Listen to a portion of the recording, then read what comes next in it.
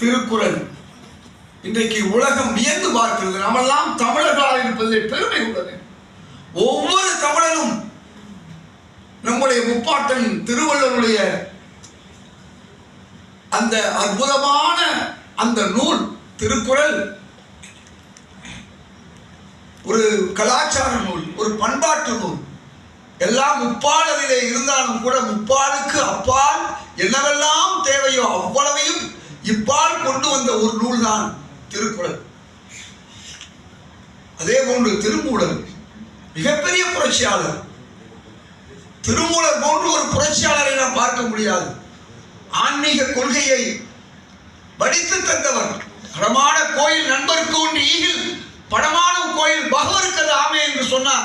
அந்த சொல்லின் மூலமாக கோயில்கள், ஆலயங்கள், தர்காக்களுக்கு நீ வழங்கக்கூடிய அந்த பொருள் ஏழை எளியவனுக்கு சேராது, அது இறைவனுக்கும் சேராது. எது இறைவனுக்கு சேரும்? ஏழை எளியவர்களுக்கு நீ நேர எதை தருகிறாயோ அதுதான் சேரும் என்ற ஒரு மிகப்பெரிய உயர்ந்த கொள்கையை நம் மண்ணிலே திருமூலர் உருவாக்கினார். இத்தகைய பலருடைய நூல்கள் நம்மை எல்லாம் செதுக்கி இருக்கிறது. ஆக பாருக்குள்ளே நல்ல நாடு பாரத நாடு என்று சொன்ன அந்த புலவன் பாரதி தான்